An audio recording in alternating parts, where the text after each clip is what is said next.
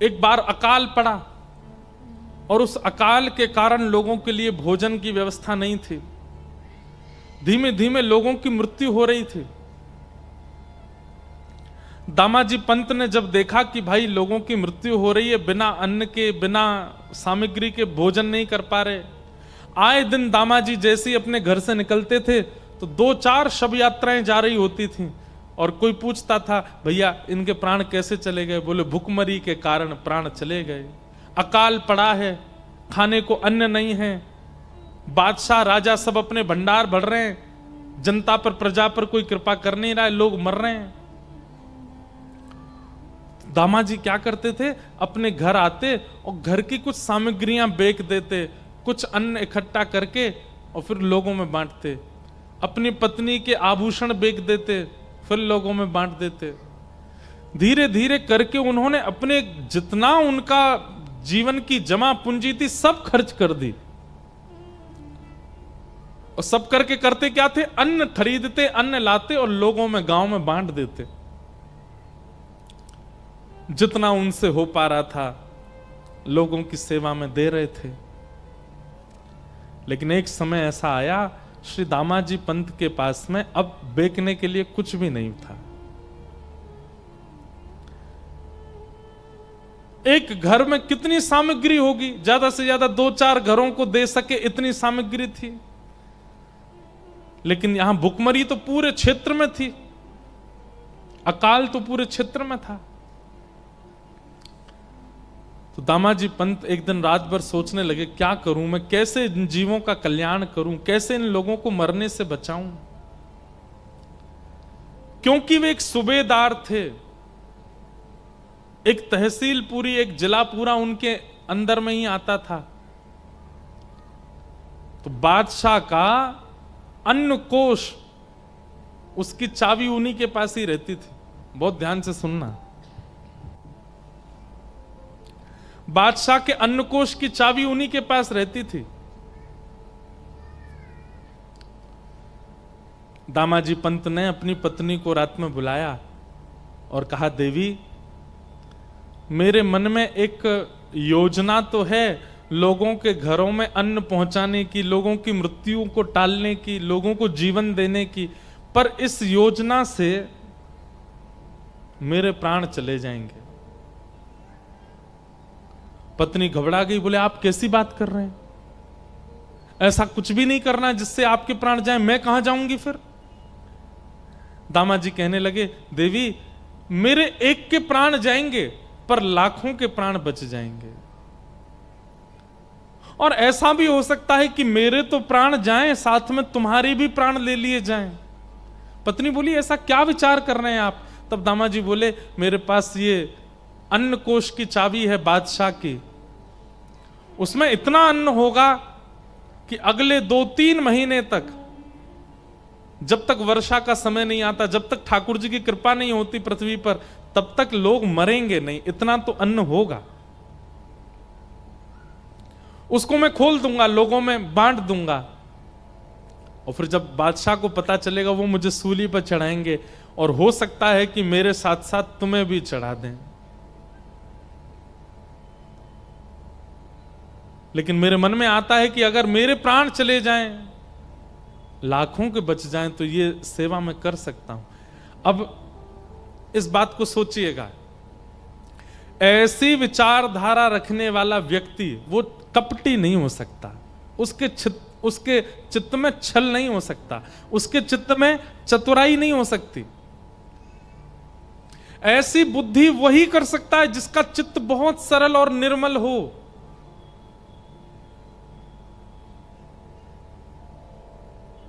हम लोग ऐसी विचारधारा वाले नहीं हैं। हम लोगों की विचारधारा विचित्र है। संकट आने पर हम अपनी रक्षा प्रधान मानते हैं, इसलिए हम लोग अब सहज नहीं बचे।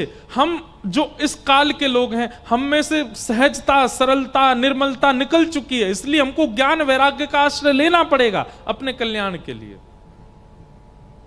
प्राचीन भारत के लोग सरल थे, सहज थे, चतुर नहीं थे, इसलिए भक्ति मात्र उनका कल्याण कर देती थी। दामाजी पंत ने अपनी पत्नी से कहा, मैं अन्न कोष खोल करके लोगों में बंटवा दूं, मेरे प्राण तो जाएंगे पर इतने लोग बच जाएंगे। पत्नी ने कहा, मुझे स्वीकार है, आप कीजिए। और श्री दामाजी पंत ने अन्न कोष का भंडार खोल दिया और राजा बादशाह को पता ना चले, रात रात में पूरे पूरे लोगों से लुटवाया खूब अन्न। इतना अन्न था उस अन्न कोष में कि 1 महीना तक लूटते रहे, फिर भी कम पड़ गया, फिर भी खत्म नहीं हुआ। लोगों के घरों में अन्न चला गया, लोग रोटी सब्जी बना के पाने लगे, भुखमरी बंद होने लगी, लोगों के प्राण जाने बंद हो गए। लेकिन ये खबर जैसी बादशाह को पता चली कि उनसे बिना पूछे दामा पंत ने अन्न कोष खोल दिया।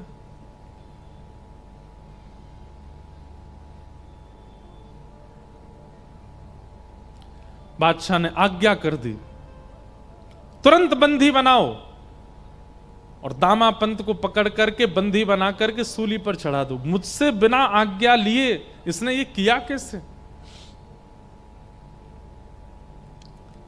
राजा के जो सेना थी, उस सेना गई घोड़ों पर बैठ करके। दामाजी को पता था कि एक दिन तो ये होना है, और आज जैसे ही सैनिकों को आते देखा, अपनी पत्नी को मुस्कुराकर देख करके बोले, देवी अब मुझे आज्ञा दो, अब मुझे जाना होगा। देखो ये सब आ रहे हैं, ये मुझे ले जाने ही आ रहे हैं और मुझे सूली पर चढ़ाएंगे। तुम ध्यान रखना अपना, और अपनी भक्ति तो करना ही, साथ ही मेरा स्मरण करके मेरा भजन की जो क्रिया है उसको भी तुम करती रहना। पत्नी बहुत रोई, दामाजी को बंदी बना लिया, और बंदी बना करके सेना जो थी ले जाने लगी। चलो राजा की आज्ञा है, तुम्हें सूली पर चढ़ाना है। हाथों में हथकड़ी, पैरों में बेड़ियां बांध करके ले जा रहे थे दामाजी को। थोड़ी दूर पर पंढरपुर आया, और पंढरपुर आते ही नेत्र सजल हो गए श्री दामाजी के। और जो सेनापति था उससे कहा, एक अंतिम इच्छा मेरी पूरी कर देंगे आप? बोले क्या? ये मेरे इष्ट का स्थान है, श्री पंडरीनाथ भगवान यहां विराजते, आपकी अगर आज्ञा हो तो मैं ठाकुर जी को केवल प्रणाम कर लूं। प्रणाम करके मुझे बस उनका दर्शन करना है। ठाकुर जी के सन्मुख दामाजी को ले गए। दामाजी ने सजल नेत्रों से कहा, हे विठल, हे विठोबा, मैंने अपने लिए कुछ नहीं किया, केवल आपको भजने वाले वैष्णव, आपके जन, ये संसार के लोग ये केवल खा सकें, इनके अकाल मृत्यु से, अकाल कारण से मृत्यु ना हो, बस इसलिए मैंने वो अन्न कोष खोल दिया। किया मैंने गलत है, ये अपराध मैंने किया कि एक बादशाह का अन्न कोष, एक राजा का अन्न कोष उससे बिना पूछे मैंने खोल दिया। लेकिन मैं अगर उनसे पूछने जाता तो वो कहीं ना कहीं चाबियां भी मुझसे अपने पास रख लेते, और फिर मैं जीवन में कभी मानव सेवा नहीं कर पाता, लोगों को अन्न नहीं दिलवा पाता। इसलिए मैंने उनसे पूछना उचित नहीं समझा। बिना पूछे ये क्रिया मैंने की, जो कि है तो अपराध। लेकिन भगवान, इस अपराध से क्रुद्ध होकर के, नाराज होकर के आप चाहे जो मुझे दंड दीजिएगा, पर नाथ अपने से दूर मत कीजिएगा।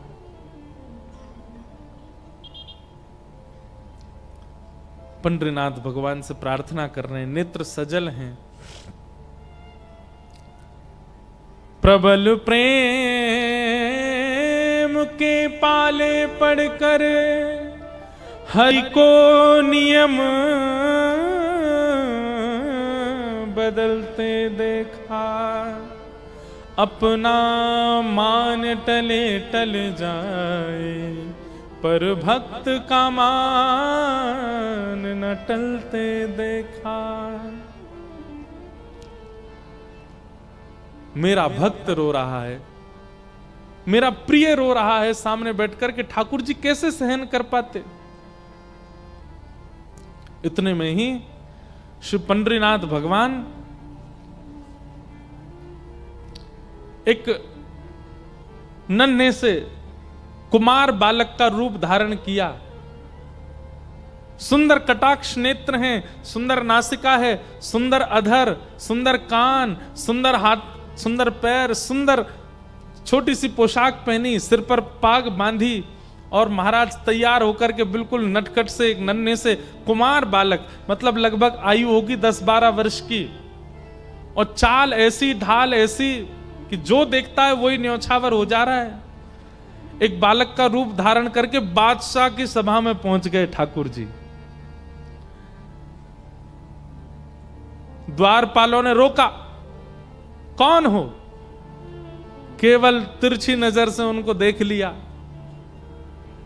नजर से देख करके जो रोकने वाले थे द्वारपाल, वो तो भूल गए इनको पूछना है, करना है, कुछ कहना है। ठाकुर जी बोले, अब बताऊं मैं कौन हूं? द्वारपाल बोले, नहीं नहीं, तुम जो भी हो बस हमारे नेत्रों के आगे ही रहना, दिखते रहो, बहुत अच्छे हो, जाओ भीतर जाओ। ठाकुर जी का सबसे बड़ा बाण यदि कोई है तो वो है उनका रूप, इतना सुंदर बना लेते हैं। कभी कभी मेरे मन में आता है कि राधा रमण, राधा वल्लभ बिहारी जी, पंडरीनाथ इतने सुंदर हैं कि महाराज ये स्थिर रहते हैं तो लाखों लोग इन पर दीवाने होते हैं। कहीं ठाकुर जी सचल प्रकट हो गए तो हम लोगों की स्थिति क्या होगी? पता है क्या होगी स्थिति? प्राण वार देंगे हम तो। कृष्णदास किए प्राण न्योछावर। ठाकुर जी पे अभी तो आप 500 की नोट चढ़ाते हो, अभी तो आप हीरा चढ़ाते हो, अभी तो आप सोना चांदी चढ़ाते हो। कहीं ठाकुर जी सचल प्रकट हो गए तो फिर प्राण ही चढ़ा दोगे। बोले, नाथ ऐसे ही देखत रहूं तो मैं जन्म सफल कर मानूं। इतना सुंदर वेश धारण करके ठाकुर जी जैसे ही पहुंचे राजा की सभा में, बादशाह की सभा में, बादशाह ने पहले तो चाल देखी, चाल देख करके आनंदित हो गया। जबकि स्वभाव ऐसा है कि पहले कितनी दोहरियां हैं, सब पे रोक दिया जाता है लोगों को, लेकिन चाल ढाल रूप इतना सुंदर कि सब रोकना भूल गए उनको। बादशाह भी कहना तो चाह रहा है, सेनापति मंत्री जाके देखो ये कौन है, लेकिन शब्द ही नहीं निकल रहा मुख से। बस मन हो रहा है ये थोड़ा और समीप आए, थोड़ा और समीप आए, थोड़ा और पास आ जाए, थोड़ा और पास आ जाए। ठाकुर जी आके सामने खड़े हो गए। बादशाह ने पूछा, तुम्हारा परिचय कौन हो?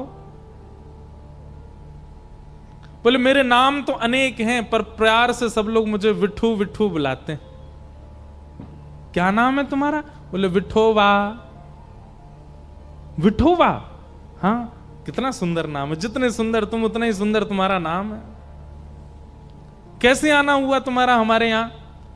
बोले, अरे मेरे स्वामी हैं, मैं जिनका दास हूं, मैं जिनका सेवक हूं, ऐसे मेरे स्वामी, मेरे महाराज, मेरे सर्वस्व।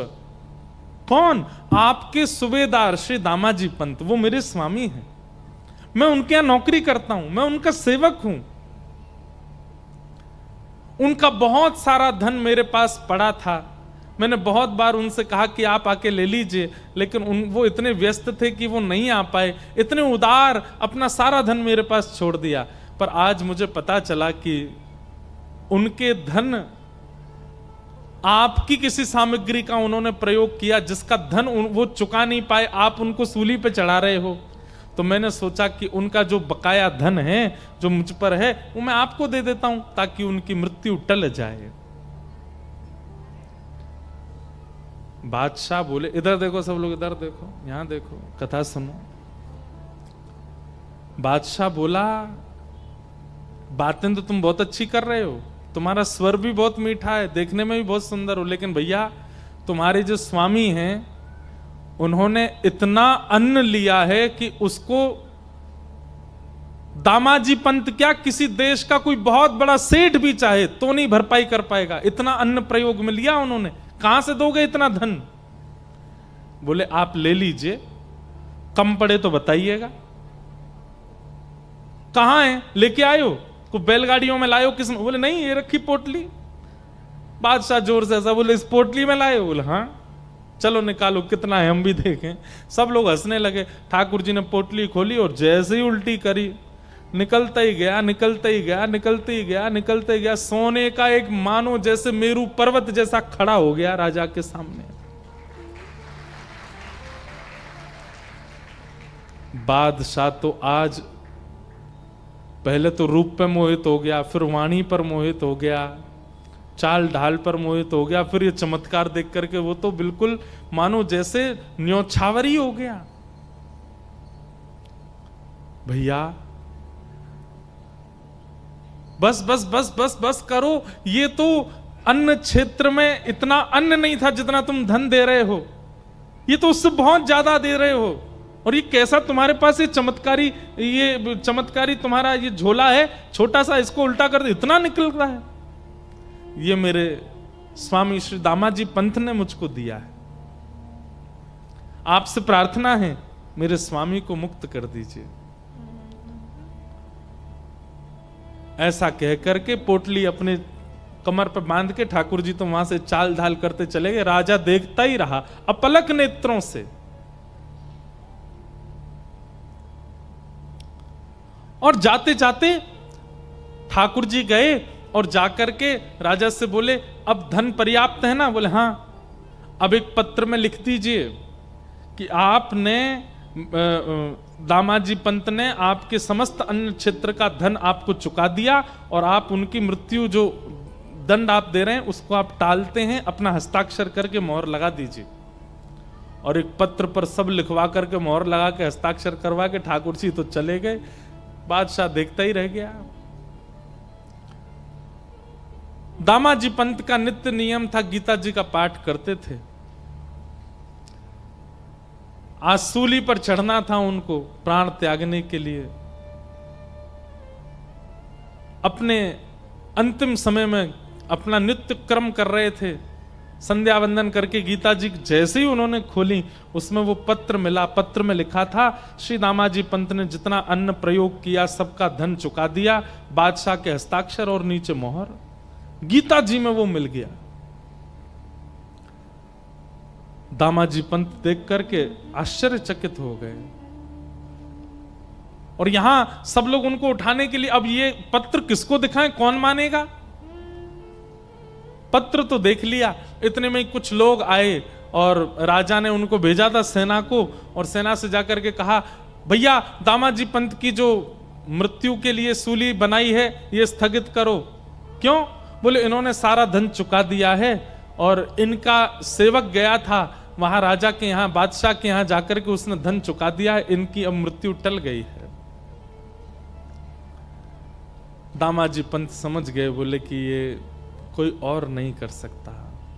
इतना धन कौन देगा अन्न के लिए आज के युग में? कोई और देश का बादशाह भी चाहे तो इतना धन नहीं दे सकता। ये तो मेरे श्री पंडरीनाथ की कृपा है। मृत्यु टल गई, आप दौड़े पंडरीनाथ भगवान का दर्शन करने के लिए। यहां पीछे बादशाह, वो जब से ठाकुर जी दिखे उसको बावड़ा हो गया था, उसको कुछ सुहा ही नहीं रहा था। वो बोला वो तो मिल नहीं रहा जो आया था, कम से कम दामाजी के पास ले जाओ, वो अपने सेवक से मुझे मिलवा दें। बादशाह को लेकर के दामाजी पंत के पास गए। दामाजी पंत बैठे थे पंडरीनाथ भगवान के मंदिर के बाहर, और बादशाह ने जाकर के उनको पहले प्रणाम किया। दामाजी पंत बोले, अरे बादशाह आप इस प्रकार प्रणाम मत कीजिए, आप इसके हम इसके अधिकारी। बोले नहीं नहीं भैया, आप इसके अधिकारी हो, सब बातें बाद में होंगी, जो कहना सुनना सब बाद में होगा। तुम्हारा एक सेवक आया था जो सारा धन दे करके गया, उसका नाम विठोबा था। वो सेवक तुम्हारा कहां है? हम तुमसे जीवन में कभी कुछ नहीं मांगेंगे, और भैया तुमको सूबेदार नहीं, हम तुमको अपना मंत्री बना देंगे, बस अपना वो सेवक हमको दे दो। दामाजी पंत बोले, मेरा कोई सेवक नहीं है स्वामी, मैं सबका सेवक हूं, मेरा सेवक कौन है? अरे बोले वो सांवला सा था, उसकी चाल बड़ी मधुर थी, बोलता था तो ऐसा लगता था मानो मिश्री निकल रही है। बोलता वो था, मुंह में पानी हमारे आता था। ऐसा पहली बार देखा कि किसी की वाणी सुन के मुंह में पानी आता हो, किसी का दर्शन करके रोम रोम पुलकित होता हो, किसी को देख करके आंखें झपकना भूल जाती हूं, मुझे रात भर नींद नहीं आती है, मुझे वही दिखता है। मैं तुमसे हाथ जोड़ के प्रार्थना करता हूं, हम धन कोष तुमको दे देंगे, अन्न कोष तुमको दे देंगे, अपना वो सेवक हमको दे दो।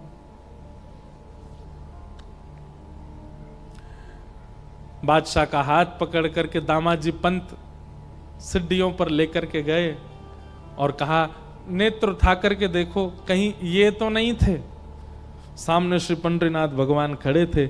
जैसे ही बादशाह ने दृष्टि उठा करके देखा तो बाकी सबको तो वो पंडरीनाथ जी के रूप में दिख रहे थे, पर बादशाह के आगे वो साक्षात जो विठोबा आया था वैसे ही प्रकट हो गए, और प्रकट होकर के वैसे ही नैन मटकाने लगे, वैसे ही मुस्काने लगे, वैसे ही अपने अंगों को हिलाने लगे। बादशाह देख करके उनका मुरीद हो गया, हृदय से लगा लिया। दामाजी पंत ने बोले, भाग्यशाली हो भैया, तुमने कोई जप नहीं किया, तप नहीं किया, कोई पुण्य नहीं किया, तुमने साक्षात हमारे परमात्मा का दर्शन कर लिया। तुम्हारे यहां जो विठोबा आए थे यही है, यही पंडरीनाथ ही आए थे। दामाजी पंत ने तो सब छोड़ करके पंढरपुर वास कर लिया। उस बादशाह ने भी नियम बना लिया, हर महीने की एकादशी पर पंढरपुर जाना और श्री पंडरीनाथ जी का दर्शन करना, विठोबा विठोबा कहकर के रोना और नित्य प्रार्थना करना, एक बार वैसी चाल, वैसी ढाल, वैसा रूप दिखा दीजिए ठाकुर जी। सरलता, सहजता, निर्मलता, ये चित्त में जितनी ज्यादा व्याप्त करेंगे, भक्ति उतना जल्दी कल्याण करेगी। जितने ज्यादा आप चतुर बनते जाएंगे, जितने ज्यादा छल कपट ईर्ष्या चित्त में प्रकट होगी, उतना आपको ज्ञान और वैराग्य की आवश्यकता पड़ेगी अपने कल्याण के लिए। नहीं तो भक्ति केवल पर्याप्त है।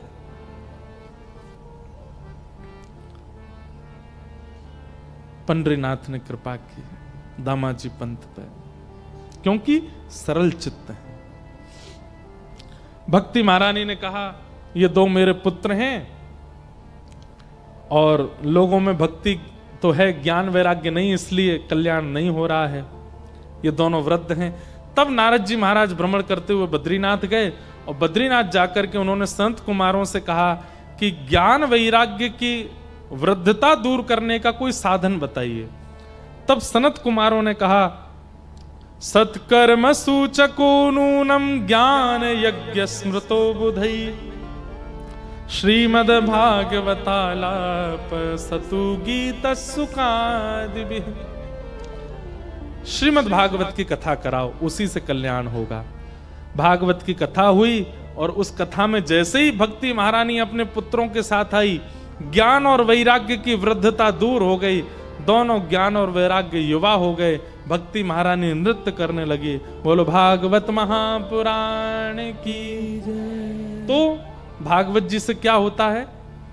भक्ति तो हम सबके चित्त में है, पर ज्ञान और वैराग्य ये दोनों जो वृद्ध हो गए हैं चित्त में, ये फिर से युवा हो जाते हैं, फिर से श्रेष्ठ हो जाते हैं। आप लोग अनुभव करेंगे अगले 7 दिनों में आपकी निद्रा भी कम हो जाएगी, आपका भोजन भी कम हो जाएगा, आपका तामसी खाने का मन भी नहीं करेगा। अगर प्याज लहसुन आप खाते भी होंगे, नहीं भी खाओगे तो भी आपको भोजन में स्वाद आएगा। निद्रा में भी नींद सोओगे, स्वप्न में वृंदावन दिखेगा, पंडरीनाथ दिखेंगे, विट्ठल भगवान दिखेंगे, यमुना जी दिखेंगी, गिरिराज जी दिखेंगे, ब्रज के संत दिखेंगे, रसिक जन दिखेंगे। इन अगले 7 दिनों में ये अनुभव आपको होगा। सिर पर भार ज्यादा नहीं लगेगा, बहुत हल्का हल्का अनुभव होगा, सब कुछ बहुत सरल सहज निर्मल जैसा अनुभव होने लगेगा। जिसको देखोगे उसमें गुण का दर्शन होने लग जाएगा, किसी में भी दोष नहीं दिखेंगे। इसका मतलब क्या है? ज्ञान और वैराग्य दोनों युवा हो रहे हैं चित्त में। और यदि ये सब अनुभव नहीं हो रहा, जैसे कल थे वैसे ही अगले 7 दिन तक हो, तो भैया हमको आगे बताना, हम आपको प्रणाम करेंगे फिर। धन्य है। सरलता, निर्मलता, शुद्धता, पवित्रता, दीनता, ये सब गुण अब आएंगे और 7 दिन तक आएंगे। आपको यही करना, 8वें दिन से जब कथा विश्राम होगी उसके बाद भी वो सरलता, निर्मलता, शुद्धता, पवित्रता बनी रहे, वो कर्तव्य आपका है। अब ये मार्जन तो कथा करके चली जाएगी आपके चित्त का, वो स्वच्छ रखना आपकी जिम्मेवारी है। वो आपको 8वें दिन से आपको करना है। पर इन 7 दिनों में ये परिवर्तन आप देखेंगे अपने दिनचर्या में, अपने व्यवहार में, अपने स्वभाव में, अपनी क्रिया में। इस प्रकार भागवत जी का प्रथम महात्म्य कहा गया। द्वितीय महात्म्य धुंधकारी की कथा सुनाई गई, जहां आत्मदेव नाम के ब्राह्मण, उनके कोई संतान नहीं थी। एक संत ने कृपा करके उनको एक फल दिया, उस फल से उनके घर पुत्र रत्न की प्राप्ति हुई। बंधुओं, प्रकृति जो देती है स्वीकार करो, और जो नहीं देती है उसके प्रति भागो मत। प्रकृति जो प्रदान कर दे उसको स्वीकार करो। जो प्राप्त नहीं हो रहा है उसे ठाकुर जी की कृपा मान करके छोड़ दीजिए। उसके पीछे 2 बार प्रयास करना है। 2 बार में अगर नहीं प्राप्त होता है तो चाहे वो कोई व्यक्ति हो, चाहे वो कोई वस्तु हो, चाहे वो कोई साधन हो, उसका त्याग कीजिए। शायद ठाकुर जी ने उससे उचित आपके लिए सोच के रखा है। आत्मदेव नाम ब्राह्मण की संतान नहीं थी, और संतान ना होने से वो बड़े विचलित रहते थे। हमें ऐसा लगता है कि ठाकुर जी यदि किसी वस्तु का अभाव देते हैं तो इसका मतलब ठाकुर जी आपको बहुत सरल जीवन दे रहे हैं। जितना ज्यादा सामान उतना सफर मुश्किल, और जितना कम सामान उतना सफर आसान। संबंधी हैं, रिश्तेदार हैं, नातेदार हैं, बहुत लोग जीवन में हैं, तो कहीं ना कहीं उतनी ज्यादा टेंशन भी चित्त में होती है। वाह जय।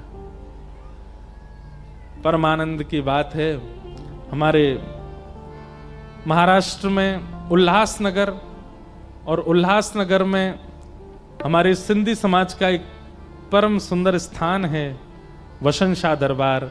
वहां के हमारे पूज्य महाराज जी आए हैं, कालीराम साईं जी। एक बार करतल ध्वनि से आपका स्वागत।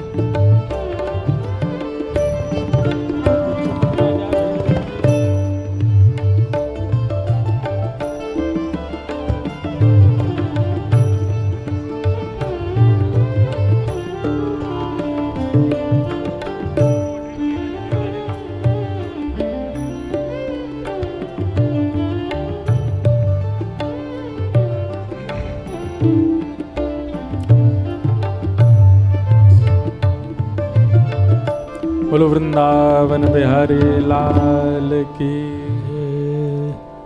हमारे वसन शाह दरबार जो कि अद्भुत स्थान है उल्लासनगर में, हमारे सिंधी भाई सिंधी बहन लोग वहाँ जाते हैं, और आपने इतना सुंदर वहाँ व्यवस्थित किया है कि हर वर्ष वहाँ भागवत की कथा होती है। और 3 वर्षों से तो हम ही सेवा के लिए वहाँ जा रहे हैं। 2 वर्ष तो हो गए, इस बार भी वहाँ सेवा के लिए जाना है। बहुत सुंदर। आप आए आज कथा प्रथम दिवस में। समय तो पूर्णता की ओर है, कुछ भाव और कह कर के फिर कथा को विश्राम की ओर ले चलेंगे। प्रकृति जो प्रदान करे वो स्वीकार कीजिए, और प्रकृति यदि किसी वस्तु का अभाव देती है उसमें अपना कल्याण मान करके उसको छोड़िए। प्रयास 2 बार करना है। यदि वस्तु प्राप्त ना हो, व्यक्ति प्राप्त ना हो,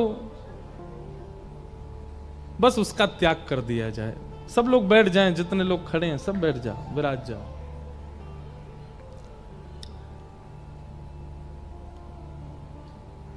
जो मिला है वह हमेशा पास रह सकता नहीं, कब बिछुड़ जाए ये कोई राज कह सकता नहीं, जिंदगानी का खिला मधुबन किसी का है दिया,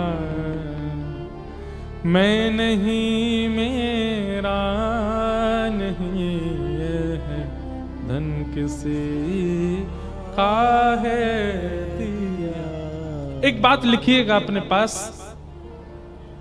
जीवन में जो कुछ भी आपको प्राप्त हो रहा है, सब लोग इधर देखिए, ध्यान से सुनिए, कुछ अंतिम क्षण और हैं कथा के, फिर विश्राम देंगे। जीवन में जो कुछ भी आपको प्राप्त हो रहा है, चाहे वो धन हो, चाहे वो नाम हो, चाहे वो ऐश्वर्य हो, चाहे वो व्यक्ति हो, चाहे वो संबंधी हो, चाहे वो मित्र हो, जो कुछ भी आपको प्राप्त हुआ है बिछुड़ने के लिए ही प्राप्त हुआ है। एक दिन आपसे छूटेगा, कोई भी नहीं रहेगा आपके पास। यदि बहुत धन मिला है, एक दिन धन जाएगा। बहुत यश मिला है, एक दिन यश जाएगा। बहुत ऐश्वर्य मिला है, एक दिन ऐश्वर्य जाएगा। कोई व्यक्ति मिला है, एक दिन वो व्यक्ति जाएगा। कोई रह नहीं सकता। आप कहोगे महाराज जी आप तो हमने कथा सुनाने के लिए बुलाए थे, पहले दिन ही टेंशन दे रहे हो। लेकिन जैसे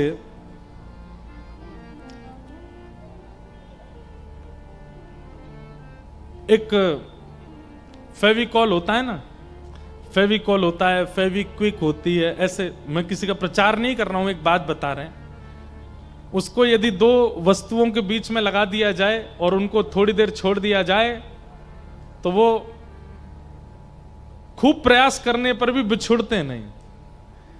ठीक वैसे ही इस जीवन में जो वस्तु आ रही है उसके बीच में भक्ति रूपी फेविकॉल लगाओ।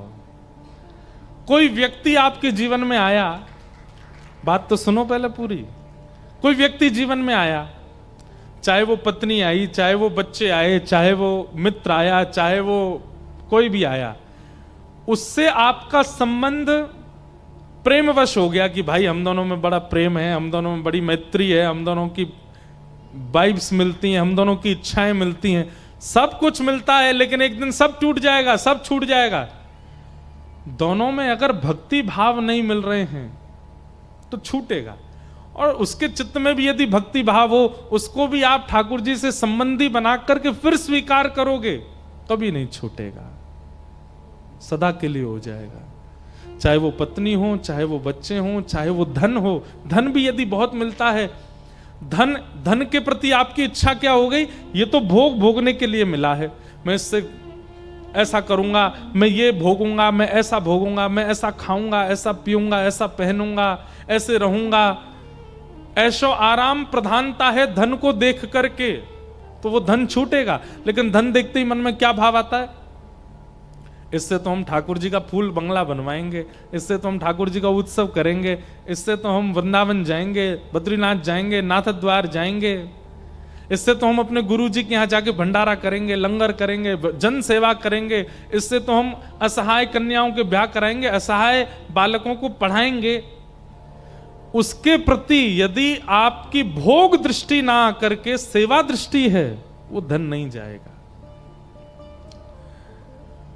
पत्नी के प्रति भोग दृष्टि ना हो करके वैष्णव दृष्टि है कि अभी तक अकेला भजन करता था, अब दोनों मिलकर के भजन करेंगे। बच्चों के प्रति ये दृष्टि नहीं है कि हमारा वंश आगे बढ़ाएंगे, कालांतर में ये भी धन कमा करके हमारे वंश को और आगे नाम रोशन करेंगे, आदि आदि।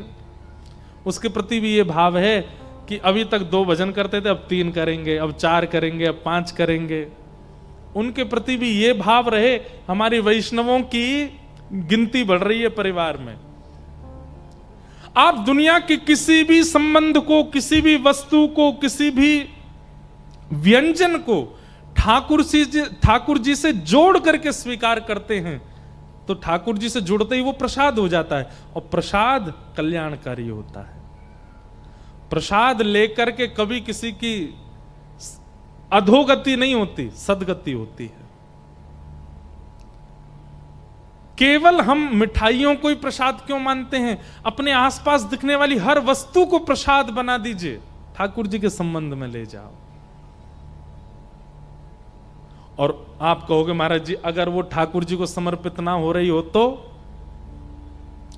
त्यागात शांति अनंतरम।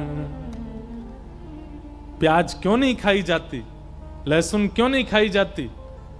हमारे वैष्णव परंपरा में इनका निषेध क्यों है? क्योंकि ठाकुर जी के भोग नहीं लगते।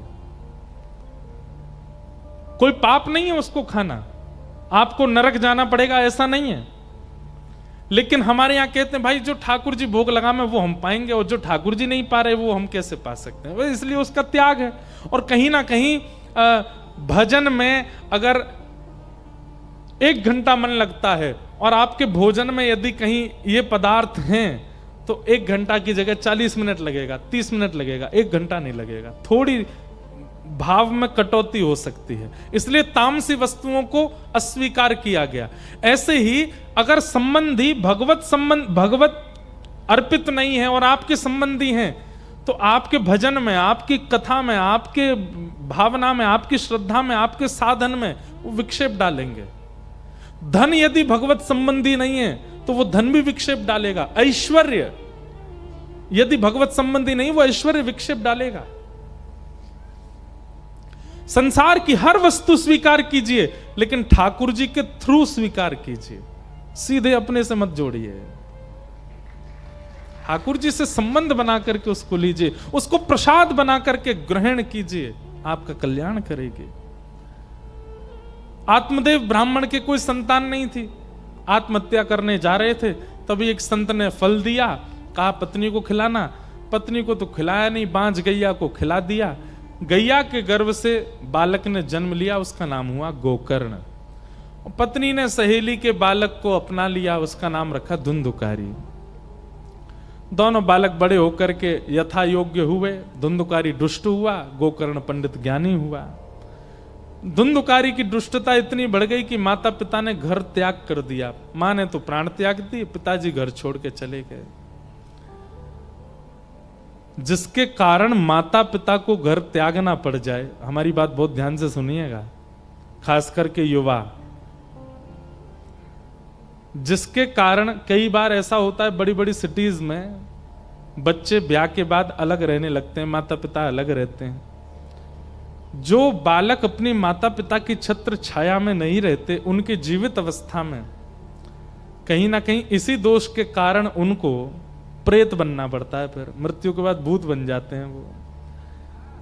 क्योंकि मातृ पितृ प्रेम स्नेह जो मिलना चाहिए था वो उन्हें मिला नहीं, जो आज्ञा। अच्छा, इसमें भी एक और बात है, कई जगह ऐसे हैं कि माता पिता स्वभाव से, विचारों से, व्यवहारों से अच्छे नहीं हैं। जैसे कई जगह पिताजी जो हैं वो खाते पीते हैं, कुछ गलत कार्य करते हैं, बेटे का उनके प्रति सहज स्वभाव बनना बहुत मुश्किल हो पाता है। ऐसे में संग रह पाना, निर्वहन कर पाना मुश्किल होता है। पर फिर भी हृदय से स्वीकार्यता हो। जय हो। हृदय से तो मन में भाव हो। भले जैसे प्रहलाद जी के पिताजी कौन है? हिरण्यकश्यप, भगवान के परम शत्रु। लेकिन प्रहलाद जी फिर भी अपने पिताजी को रोज दंडवत प्रणाम करते थे।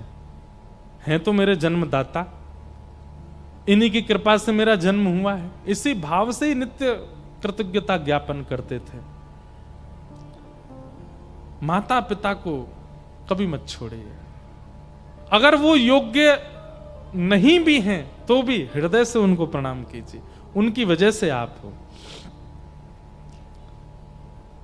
जिन माता पिता को त्याग देना पड़ता है बालकों की वजह से घर, ऐसे बालकों की सदगति नहीं होती। और उसका प्रमाण है धुंधुकारी प्रेत बना। ऐसा प्रेत बना कि गया जी में श्राद्ध करने से भी मुक्त नहीं हुआ। तब सूर्य नारायण भगवान ने आज्ञा करके गोकर्ण जी से कहा, ऐसे प्रेतों को मुक्त करने के लिए तो भागवत की कथा करो। जो अत्यंत भूत प्रेत योनि में जा चुके हैं, जिनकी सदगति श्राद्धों से नहीं हो रही है, उनकी सदगति कथा से हो जाएगी। तब भागवत की कथा हुई और धुंधुकारी प्रेत योनि से मुक्त होकर के भगवत धाम को प्राप्त हुआ। बोलो भागवत महापुराण की। क्या समझ में आई बात? जो भागवत जी मृतकों को कल्याण कर रही है, तो हम तो जीवित हैं, हम तो जीवित बैठे हैं। अपने कल्याण के साधन को चुनिए। आज ही सोचिए कि आपका उद्देश्य क्या है कथा सुनने के पीछे। और उस उद्देश्य से मुझे पता चला था, इस भुसावल की कथा के लिए जब प्रस्ताव आया तो हमारे एक भैया ने हमको बताया, बोले महाराज जी, युवा जो हमारे भाई लोग कथा का क्रम कर रहे हैं सब मिलके, इनके मन में भावना ऐसी है कि महाराष्ट्र में जो बढ़ता तेजी से धर्मांतरण जो कर रहे हैं युवा भाई लोग, उनके मन में ये भावना उत्पन्न करना कि भैया अपने घर के ही रहो, बार बार छोटे से लोभ में आकर के धर्मांतरण मत करो। इस पर हम और चर्चा करेंगे कल से कथा में। परंतु इस योजना से ये भाव रखा गया कि कथा हो, ताकि लोगों के चित्त में ये भावना जागृत हो कि वे परिवर्तित ना हो। प्रयास हम करेंगे कि कथा से ये योजना पूरी हो। बाकी आप सब अपने अपने मन में भाव रखिए कि इस कथा के पीछे हमारा क्या भाव है, क्या योजना, क्या परिकल्पना, क्यों हम कथा श्रवण करते हैं। उसके पीछे अपनी भावना रखते हुए कल से हम लोग नियमित रूप से कथा का श्रवण करेंगे। आप सब लोग बिल्कुल समय का ध्यान रखते हुए आइएगा। हमारे श्री उल्लासनगर के वसंत शाह दरबार से हमारे पूज्य श्री कालीराम साईं जी आए हैं, उनका बहुत बहुत अभिनंदन। हमारे परम मित्र और कालीराम साईं जी के सुपुत्र मनीष जी भी आए हैं, उनको भी बहुत बहुत वंदन। और हमारे यहाँ के एक सिद्ध दरबार के महाराज जी भी विराज रहे हैं, उनको भी बहुत बहुत वंदन। आप तो सुबह रेलवे स्टेशन भी आए थे, वहाँ पर मिलने हमको आए। बहुत तगड़ा सफर करके आए हम भुसावल। पंजाब से 2 तो हवाई जहाज बदले, 1 रेलगाड़ी बदली, तब भुसावल आए। इतनी मेहनत करके आए हैं, तो इस मेहनत को व्यर्थ मत जाने दीजिएगा। सब लोग समय से आकर के कथा श्रवण कीजिएगा। बड़े प्रेम और भाव से सब लोग गाइए और कथा को विश्राम दीजिए। आरती के पश्चात यहाँ से जाइएगा। हे भजो मुकुंद माधव मुरारी, भजो मुकुंद माधव मुरारी, हे भजो मुकुंद माधव मुरारी, हे भजो मुकुंद माधव मुरारी। गिरधारी बनवारी, गिरधारी बनवारी, गिरधारी प्यारो बनवारी, गिरधारी बनवारी, हे गिरधारी प्यारो